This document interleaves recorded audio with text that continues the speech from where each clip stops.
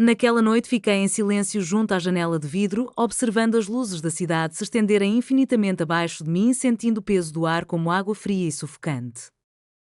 Cada tic-tac do relógio ecoava uma pergunta que ardia dentro de mim, como alguém se torna um estranho na própria família depois de ter sido a criança que se agarrava firmemente a cada lembrança acreditando que elas sempre seriam importantes. Você já se sentiu como um hóspede invisível em sua própria casa, aquele que carrega todos os fardos silenciosamente apenas para ser silenciosamente apagado? Eu acreditava que se eu apenas trabalhasse mais, me sacrificasse mais e mantivesse o silêncio, um dia seria acolhido com genuína gratidão.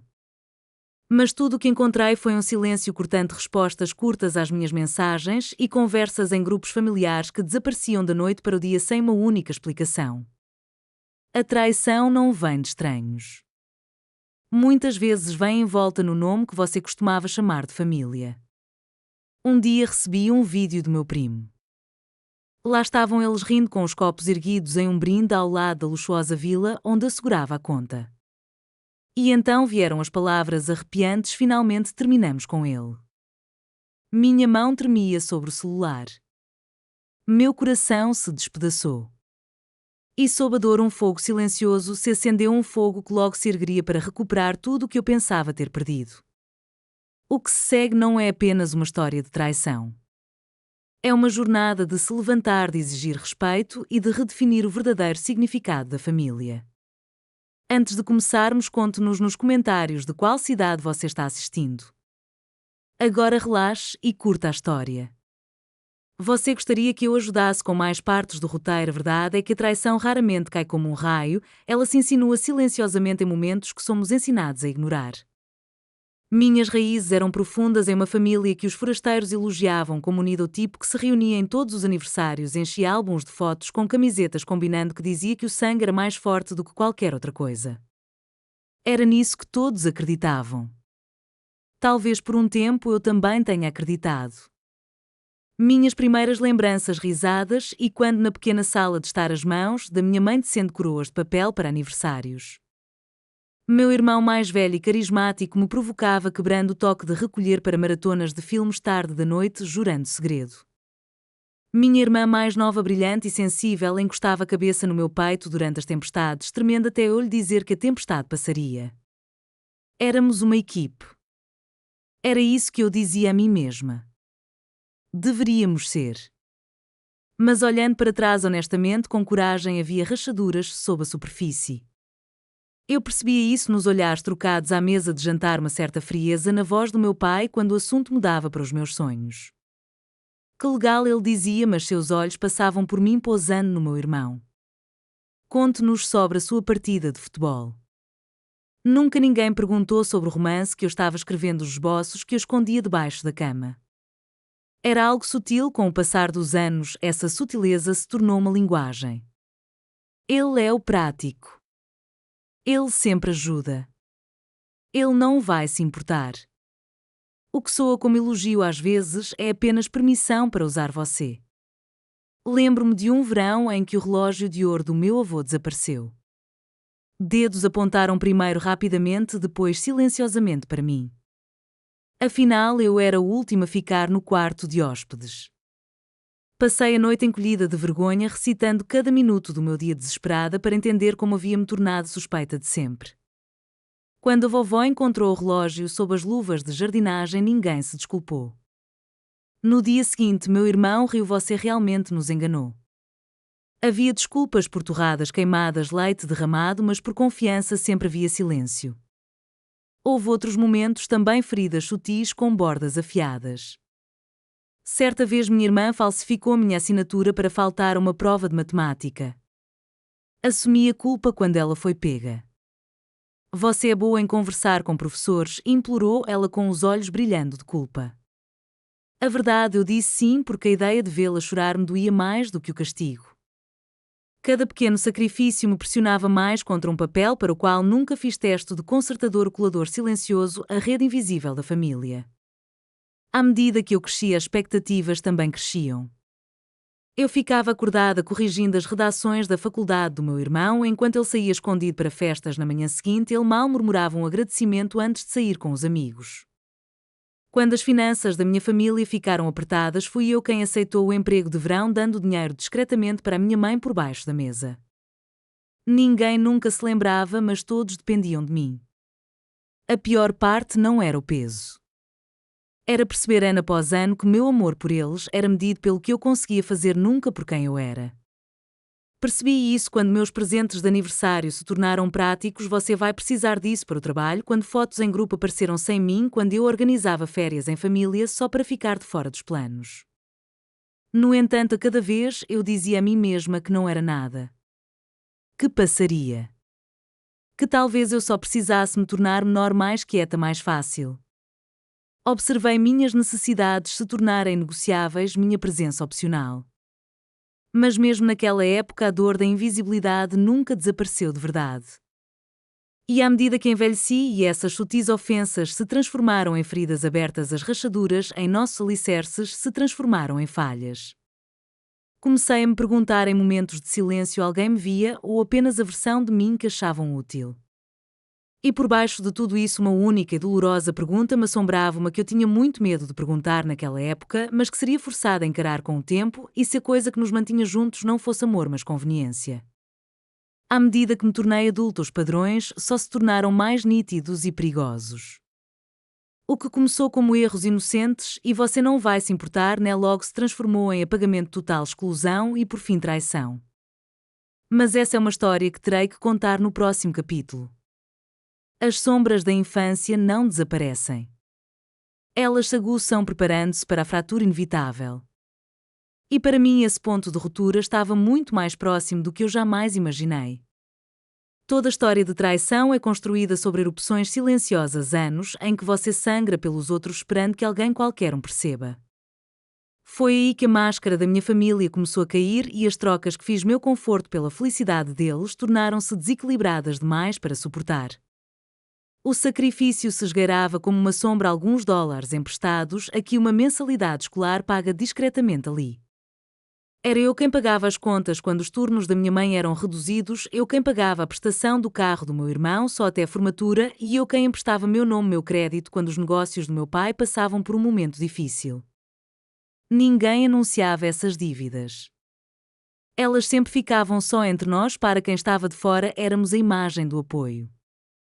Lá dentro eu era um caixa eletrónico aberto, minha bondade confundida com doação infinita. Tentei-me convencer de que era normal. É o que as famílias fazem, certo, mas as coisas mudaram quando a generosidade passou de atos de amor para expectativas silenciosas e depois para exigências. Cada telefonema do meu pai vinha carregado de uma corrente oculta. Então você acha que poderia nos ajudar a cobrir essa última coisa? A última vez nunca chegava. Meu irmão parou de pedir completamente, ele apenas transferia os pedidos por e-mail. Minha irmã, sempre gentil, me fazia sentir culpada com palavras como está difícil aqui fora. Alguns de nós não têm a sua sorte, como se décadas de trabalho duro e noites sem dormir pudessem ser resumidas no cara ou coroa. O padrão não era só dinheiro.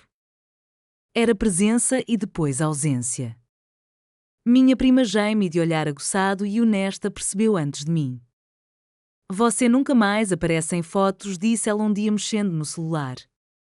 Você não é convidada ou sempre diz não? A pergunta doeu. Os grupos mudavam de assunto assim que eu entrava, reuniões e planos de aniversário passavam despercebidos pela minha agenda. Certa vez organizei uma viagem com a família inteira só para descobrir que a data havia sido misteriosamente adiantada sem que ninguém me dissesse nada depois que organizei a logística. Foi assim que aprendi a ler nas entrelinhas. Eles não diziam não venha, em vez disso, eu ouvia não tínhamos certeza se você estaria livre ou você parece tão ocupado ultimamente. A narrativa se distorcia, eu estava sempre trabalhando, responsável demais, não era o cara divertido. Cada rótulo era uma cortina puxada sobre olhos que não se importavam em enxergar além da minha utilidade. Às vezes eu tentava resistir dizer não só uma vez. Estou sem dinheiro este mês, eu disse ao meu pai. Ele suspirou um suspiro cansado e decepcionado e desligou sem se despedir. As mensagens do meu irmão ficaram curtas, depois pararam. Minha irmã enviou uma selfie em família de uma saída à noite, sentimos sua falta, mas a foto chegou muito depois do ocorrido com um sorriso afiado e cortante. Personagens secundários passaram por esses anos. Minha tia Lisa, que me deu notas de 20, sussurrou: não se esqueça de si mesmo. Uma amiga da faculdade que se perguntava por que eu recusava todas as viagens de férias. Uma ex-namorada que dizia: você ama a sua família mais do que a si mesma e eles nunca vão dizer obrigado. Cada uma delas viu antes de mim como os sacrifícios que fiz me tornaram transparente. O que dói não é a doação. É como cada vez que eu entregava uma parte de mim, ela desaparecia como fumaça. Sem agradecimento, sem reconhecimento. Apenas mais uma expectativa adicionada à pilha. Quanto mais eu dava, mais me tornava um fantasma à minha própria mesa, tão necessário que eu era invisível. Quando um novo grupo de bate-papo se formou, um pequeno círculo secreto chamado Núcleo, e meu nome já tinha sumido. Quando perguntei, só recebi emojis vazios e um silêncio profundo.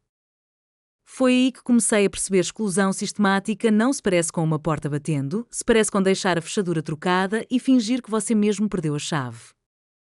A dor se transformou em uma dor surda e então uma pergunta: em que ponto um sacrifício deixa de ser amor e passa a ser autoapagamento? Cada leve ressentimento acrescentava amargura a velhas feridas, mas ainda assim eu me agarrava à esperança. Talvez se eu apenas me esforçasse mais. Talvez desta vez as coisas fossem diferentes. Mas à medida que mais um aniversário chegava e passava com uma única mensagem de texto obrigatória, eu sentia as paredes se fechando. A compreensão de que para eles eu não era um membro da família, eu era uma base, alguém que pisar sem nunca olhar para baixo. Essa pressão, esse desespero silencioso foi como a próxima tempestade se formou dentro de mim, uma tempestade que finalmente se dissiparia para o bem ou para o mal. Mas ela só explodiria quando chegasse o momento que mudaria tudo. E foi aí que a traição passou de sussurros a algo que eu não conseguia mais ignorar. A centelha de dúvida se transformou em uma explosão de revelação. E na próxima parte você verá até onde uma família vai para garantir sua conveniência, mesmo que isso signifique perder um dos seus. A traição nunca chega como um aviso de tempestade. Ela se aproxima lenta e silenciosamente até que um dia você percebe que o mundo mudou sob seus pés e ninguém se preocupou em lhe avisar. Tudo começou com uma mentira tão pequena que quase não percebi. Meu chefe, o senhor. Carol parou na minha mesa com os olhos franzidos de confusão. Você não disse que não poderia tirar folga na semana que vem? Perguntou. Sua irmã mandou um e-mail na quinta-feira passada dizendo que você se voluntariou para trabalhar durante a grande mobilização. Ele virou a tela para que eu lesse a mensagem. Lá estava meu nome, minhas palavras, mas não minha mão. Minha irmã, aquela que eu havia encoberto inúmeras vezes, tinha-me tornado motivo para eu ser deixada para trás. Tentei rir disso, mas por dentro algo se esvaziou. Era precisão, exclusão fria e calculada. Então, uma noite logo depois do jantar, outra rachadura se formou. Meu telefone vibrou, um vídeo do meu primo Jamie. Apertei o play pensando que era uma lembrança, talvez uma velha piada interna. Em vez disso, vi minha família inteira, rostos radiantes no brilho dourado de uma luxuosa vila à beira-mar, a mesma viagem que eu havia financiado, cada centavo discretamente sacado da minha própria conta. Risadas encheram o ar, copos tilintaram e então Jamie ergueu os seus para um novo capítulo. Finalmente deixamos ir no canto, meu irmão murmurou, ele é apenas dinheiro com um nome. Minha própria mãe, que certa vez penteou meu cabelo para trás depois de pesadelos, brindou à liberdade naquele momento único e lancinante. Cada cicatriz que eu tentava racionalizar se abriu. Eu era invisível até que precisassem de um recibo. A dor não era aguda. Era sufocante. Fiquei ali sentado, cercado por um silêncio tão pesado que zumbia nos meus ouvidos. Percorri as mensagens, nenhuma chamada perdida, nenhum convite, nenhum aviso. Procurei uma explicação, um mal-entendido, um sinal de remorso. Nenhum veio. Havia apenas o vídeo rebobinado, reproduzido, gravado na minha mente. Traição. Limpa sem remorso, pública. Saí noite adentro com o vento no rosto, sem saber o que sentir. Raiva, claro. Humilhação, com certeza.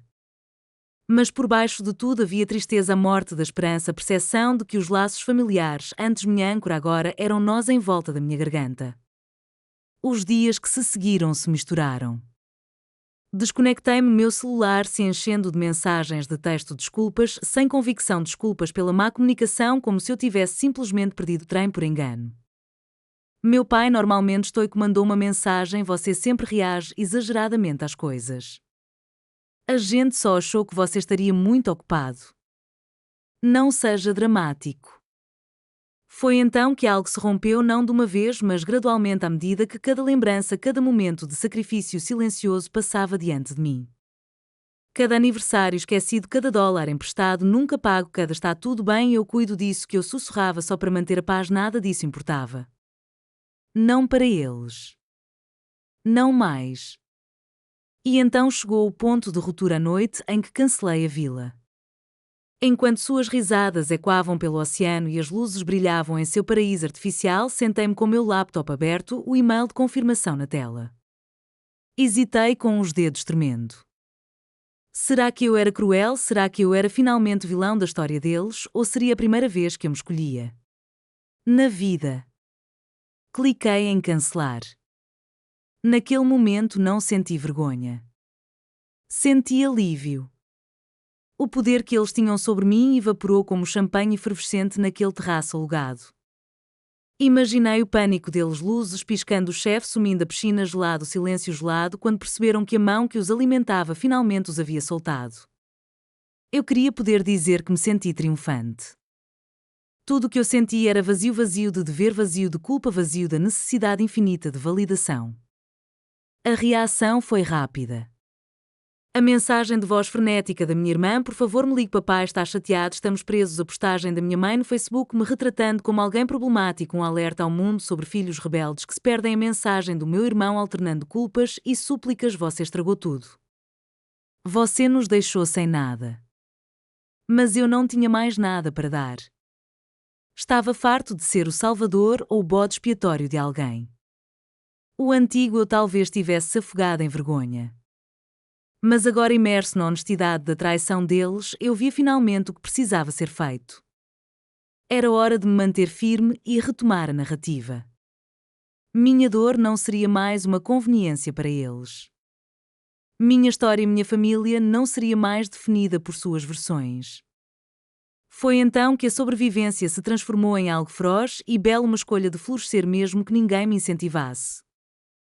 E quando a poeira baixou e os últimos e-mails caíram no esquecimento, percebi que quebrar não é o fim. Às vezes é o primeiro sopro de liberdade. Asterisco: no próximo capítulo você verá o que acontece quando tudo o que você antes chamava de lar se despedaça, como as consequências, tanto online quanto offline, redesenham os limites entre lealdade e libertação. Asterisco: sentada sozinha no silêncio da meia-noite do meu novo apartamento, senti aquela dor familiar, uma ferida deixada por aqueles que deveriam ter sido um porto seguro, não uma tempestade. Mas pela primeira vez a dor não me paralisou. Ela alimentou algo mais agudo, algo que queimou a resignação e abriu espaço para a resolução. Naquela noite, a noite em que a comemoração da minha família se transformou em pânico, foi a primeira vez que percebi que eu também tinha poder. Eu só precisava escolher a mim mesma. Tudo começou com a vila. Meus dedos pairavam sobre o botão de cancelamento enquanto 1000 memórias passavam pela minha mente, desculpas sussurradas que nunca recebi, festas em que minha cadeira estava vazia, cartões que financiei mas nunca assinei. Naquele momento a risada deles ainda ecoava pelo meu celular, um fantasma digital assombrando cada sombra do meu quarto. Por quantos anos eu havia engolido a decepção, me convencendo de que era apenas azarada, apenas incompreendida. Mas isso não foi um mal-entendido. Foi um apagamento e pela primeira vez me recusei a desaparecer. Meu coração batia forte quando cliquei em cancelar, sentindo como se o mundo fosse parar, como se os satélites fossem-se apagar. Nada aconteceu, apenas uma mensagem pop-up: sua reserva foi cancelada com sucesso. O silêncio foi imenso de repente. Então meu telefone se iluminou com uma enxurrada de ligações, mensagens de voz, primeiro com raiva, depois desesperadas. Meu irmão: que você fez? Minha mãe: por favor, querida, resolva isso. Meu pai, silencioso a princípio, depois direto: você está nos envergonhando. Pela primeira vez as necessidades deles não me comoveram. O pânico deles era o reflexo de todas as noites ansiosas que passei esperando por uma resposta que nunca chegou. Mas retomar o controle exigiu mais do que um único ato de rebelião. Exigiu exposição, uma honestidade crua que expôs cada segredo, cada ofensa. Reuni evidências que ninguém jamais imaginou que eu guardaria: capturas de tela de transferências bancárias, e-mails antigos me pedindo para resolver isso, só que dessa vez o vídeo do brinde com champanhe e até mensagem do meu chefe prova de que aquilo não foi um acidente mas uma campanha de repúdio silencioso. Havia medo, sim. Postar tudo tão publicamente era como segurar um fósforo com o meu próprio passado. Será que as pessoas acreditariam em mim? Seria eu retratado como vilão ou apenas mais uma criança sensível? Mas na escuridão uma nova certeza floresceu: esta era a minha história. Ninguém mais poderia distorcê-la para seu próprio conforto. Então compartilhei tudo: cada recibo, cada captura de tela, cada rejeição e traição, sem filtro e sem hesitar, em todas as plataformas que eu tinha. A resposta foi explosiva.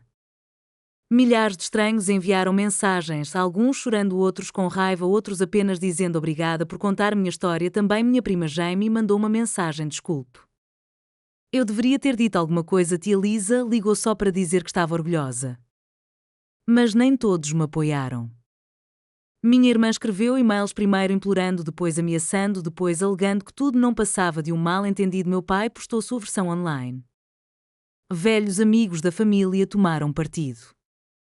Minha mãe se fez de vítima, contando aos vizinhos sobre o meu colapso. Para cada demonstração de apoio havia uma reação negativa, uma onda que tive que enfrentar com uma autoestima abalada mas crescente. Mesmo assim, minha maior batalha não era com eles. Era comigo mesma, a me livrar da culpa que não era minha. Aprender que estabelecer limites não torna você cruel, torna você livre. Todos os dias eu lia mensagens de pessoas que queriam esperança, não vingança. A mãe que transferiu dinheiro do supermercado para os filhos até a geladeira dela ficar vazia, o filho que foi impedido de ir ao dia de ação de graças por finalmente dizer não. O mundo descobriu-se está cheio de pessoas que amaram silenciosamente por muito tempo. E à medida que minha história se espalhava, senti a maré mudar dentro de mim. Eu não queria mais vingança. Eu queria libertação.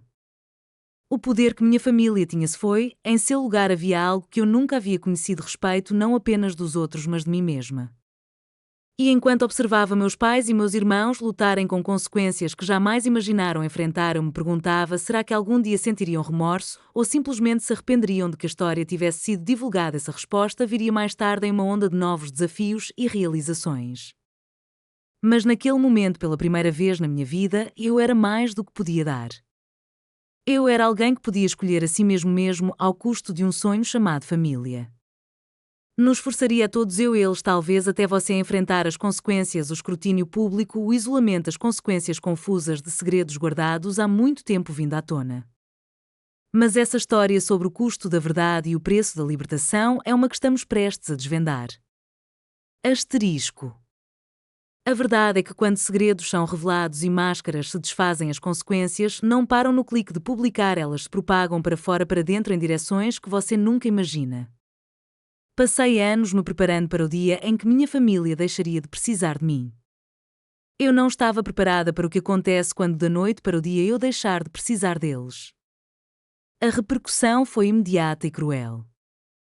Online a história explodiu, estranhos acorreram às minhas mensagens, alguns furiosos com a criança ingrata que se voltou contra si mesma, outros sussurrando seus agradecimentos, confissões de sofrimento silencioso de terem sido apagados e ignorados assim como eu.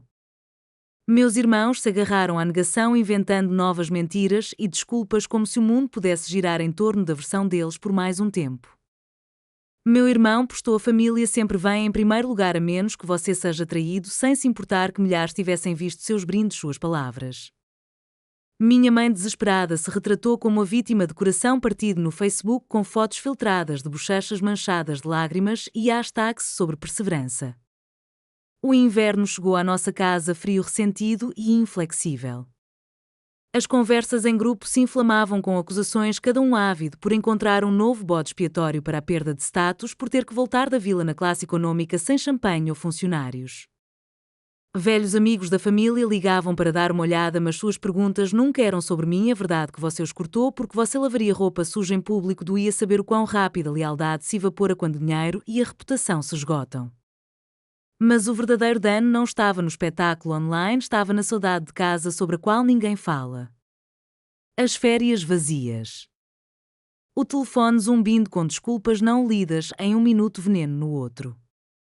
Cartões de crédito bloqueados, contas conjuntas desfeitas, o conforto de alguém sempre te apoia substituído pela frieza e pureza da autossuficiência. Meus pais lutaram para se manter à tona as contas, aumentando favores cobrados que nunca foram retribuídos. Houve dias em que quase me quebrei querendo ligar para casa, consertar como sempre quis antes. O que eu não tinha percebido era quantos assistiam de fora amigos de quem eu não tinha notícias há anos, mandando mensagens, vi sua publicação. Você está bem, meu chefe senhor? Carol discretamente ofereceu um novo projeto. Tia Liz enviou uma caixinha de biscoitos e um bilhete escrito à mão: você fez o que eu nunca consegui e não carrega vergonha deles. Minha ex-namorada entrou em contato pela primeira vez, não para culpar, mas para admitir: eu sempre soube que eles iriam te destruir se você deixasse. As consequências emocionais foram mais profundas. Houve noites em que o silêncio rugiu quando eu lamentei não as pessoas que eles eram, mas a família que eu esperava. A culpa veio em ondas, quebrando as pequenas ilhas de raiva deixadas para trás.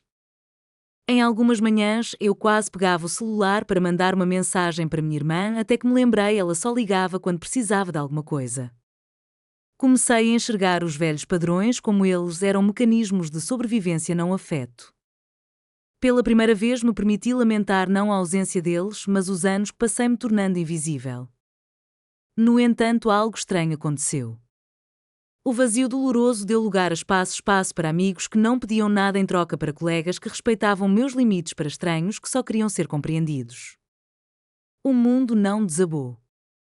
Eu não desapareci. Ao aprender a dizer não, construí um limite que ninguém mais poderia romper.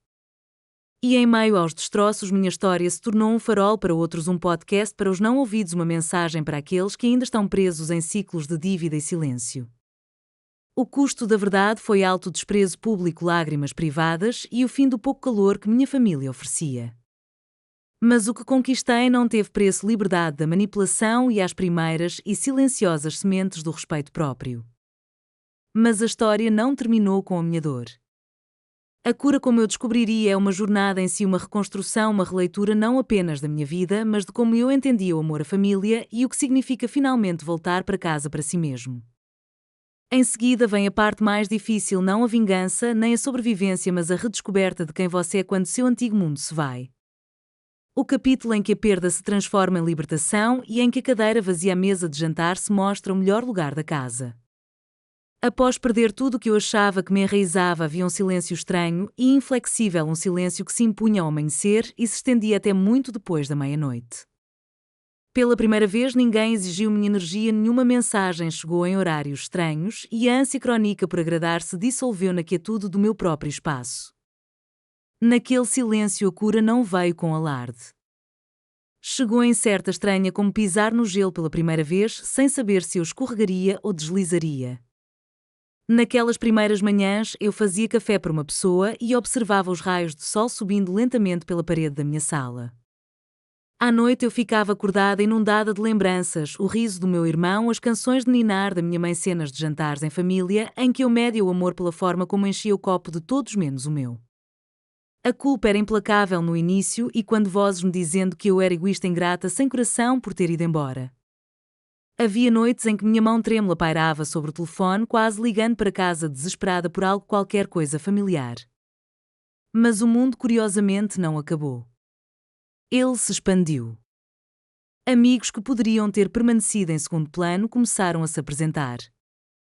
Maggie do trabalho, que me convidou para uma viagem espontânea de carro e nunca perguntou porque meus olhos estavam tempestuosos. Minha vizinha, a senhora Green, colocou livros por baixo da minha porta, histórias de famílias escolhidas e heróis gentis, só porque sim, querida. Até estranhos ouvintes do podcast escreveram cartas, falaram suas verdades, me presenteando com uma nova afinidade tácita. Nesses fragmentos reconstruí um senso de pertencimento, um convite sincero de cada vez. A terapia se tornou uma revolução silenciosa, os espaços sagrados de uma hora de duração, onde alguém finalmente olhava para mim e via a pessoa inteira, não uma solução viva para os problemas de outra pessoa. Aprendi a reconhecer o amor nos limites, no não, em me perdoar por sobreviver da única maneira que eu sempre pude. Comecei a escrever em meu diário, novamente desempolvando sonhos que havia arquivado por anos. Aprendi que às vezes a cura parece menos uma vitória e mais como sentar-se com a tristeza até que ela se transforma em algo misericordioso. Ainda havia momentos em que a vergonha queimava nos aniversários de família que perdi nos feriados passados sozinha. Mas gradualmente a solidão se transformou em solitude, depois em uma espécie de liberdade.